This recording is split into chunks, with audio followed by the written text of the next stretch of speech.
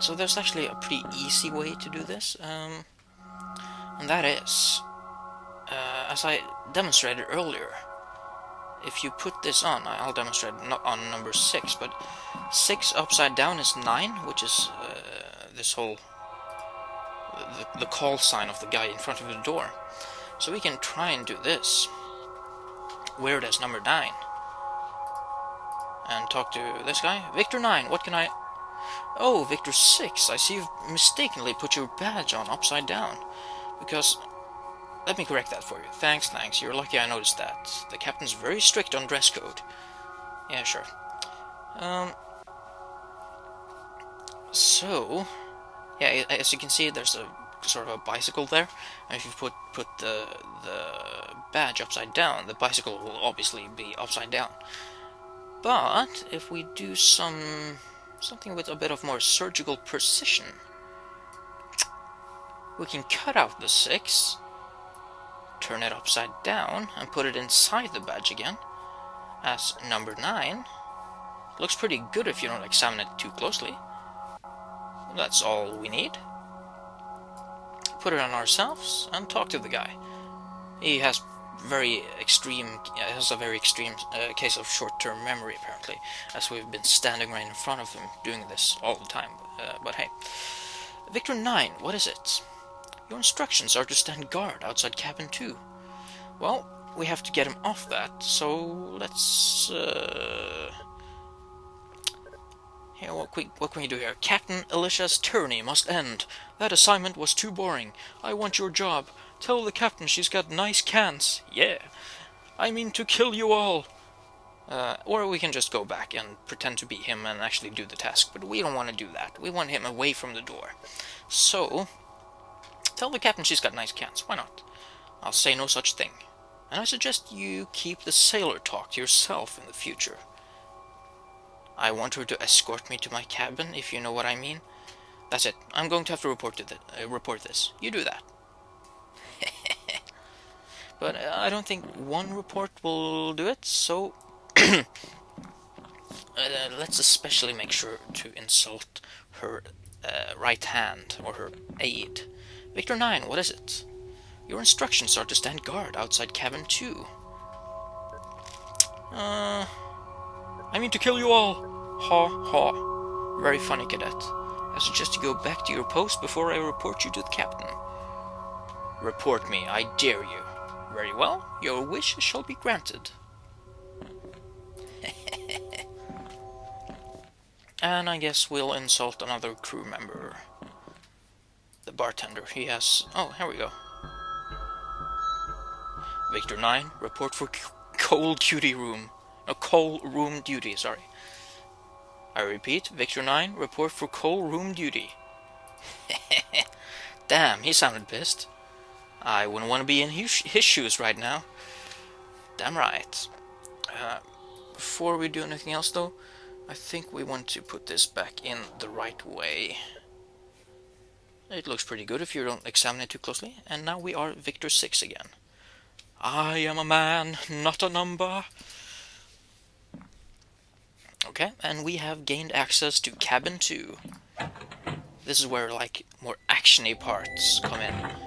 Like, everything up to this point basically has been dialogue, which can get a bit tedious and dry, even though it's great writing and there's a great story, underlying story in this chapter. But the presentation could have been a bit more action-oriented, I guess.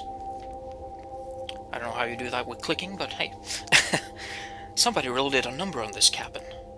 I wonder if they found what they were looking for. Well, we are looking for a radio under the sink, so let's look there. I never would have found it if I didn't know where to look. That's true. Crumbled paper. Looks like a page from a dining menu. Yeah, and so there's a lot of stuff here. Bottle, towel, small container, electric water heater, chair, the lamp which was screwed to the wall, I think. Shirt. Oh, yeah, let's take a shirt. It's the same type of shirt I sometimes wear. Alicia doesn't like it. Okay. Well, so anyway, this radio and this napkin, which Victor 11, I believe his name was drawing on, has a tight connection, you might say.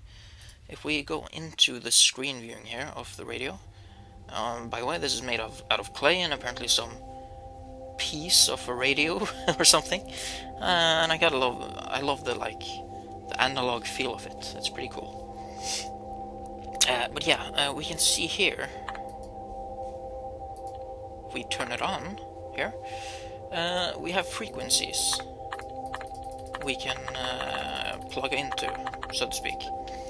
What we want to do here is use the frequencies which are scribbled on this paper, or this napkin, and as the busboy mentioned, he wasn't all impressed with how the radio worked, as it kind of responded off and on to with various beeps and stuff, and the radio kind of works like a metal detector-ish, just with frequencies instead. It reacts when you're close to a certain sender of a certain frequency. So it's basically kind of like geocaching or something.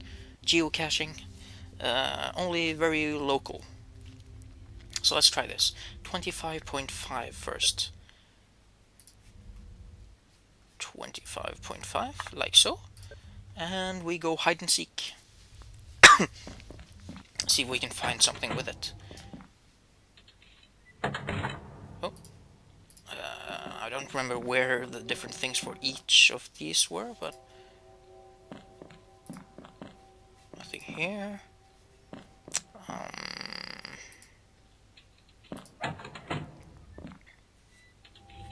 Nothing here, I think. No.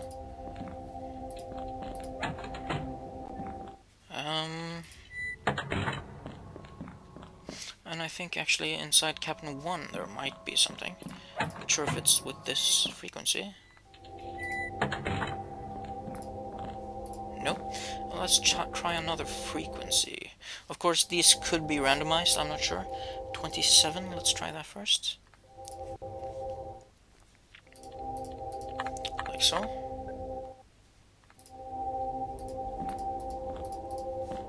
Nope. And then there was 29.5. Oh, there we are. Oh, the radio seems to emit a faint sound. Excellent. If I didn't know any better, I'd say the radio signal seems to come from over here. And that would be this plug. Ooh, I like that sound. The plug at the bottom of the bed came off. There's a small radio transmitter hidden inside the hole. It seems to have a piece of paper taped to it. Ooh, excellent. Okay, so this seems like the sun deck, this seems like the bar. This is our cabin, cabin 1, cabin 2, and this is the Conspiracy Nut busboy's cabin. And this would be the captain's quarters, I guess. So that's excellent. So that was 29.5. I believe the other one was 27. Let's just check that. 27, yep, that's right. So our search continues.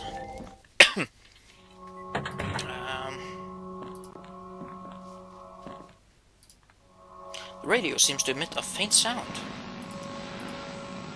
If I didn't know any better, I'd say the radio signal seems to come from over here.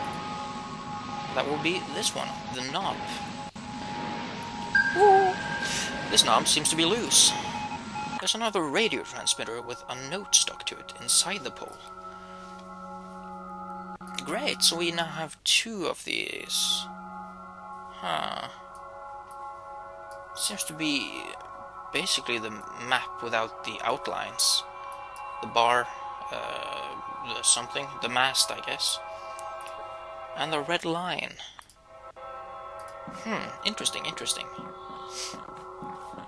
And finally, 25.5, I believe. Yeah, 25.5.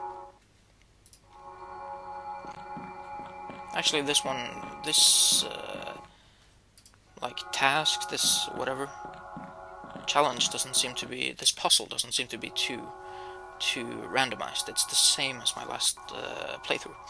The radio seems to emit a faint sound. It's not in the mast.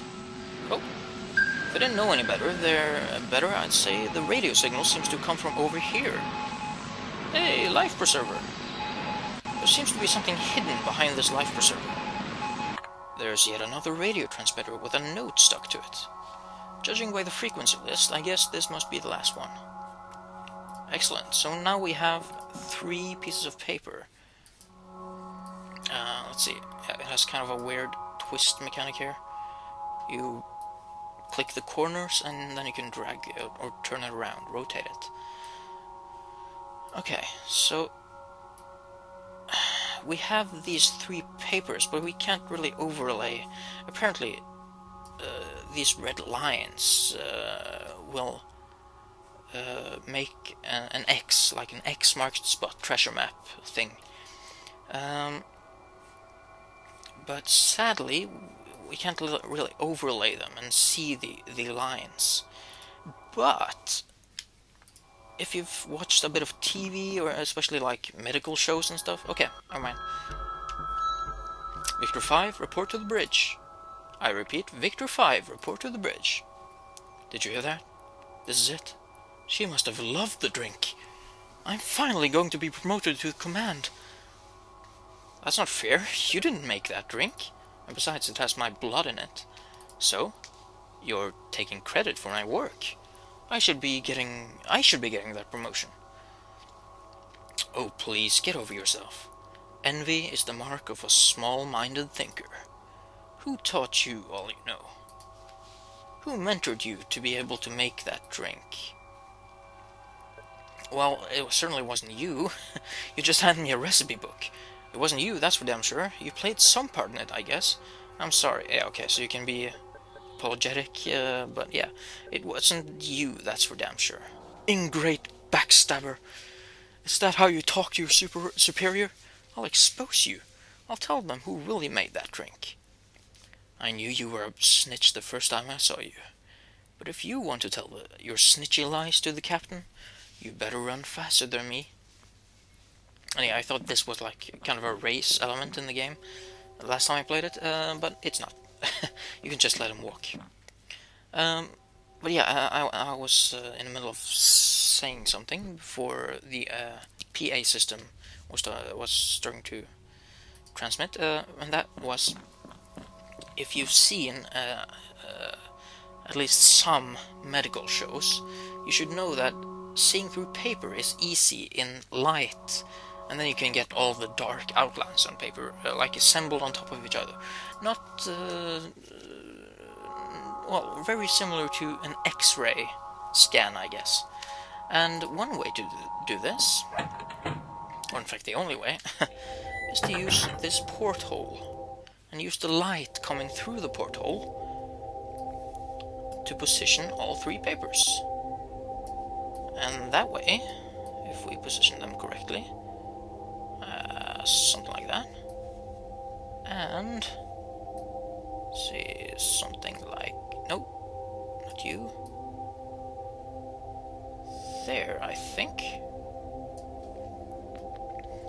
So actually, the X seems to be marked right outside the, let's see, it might be a little off here. The line should be pretty dark.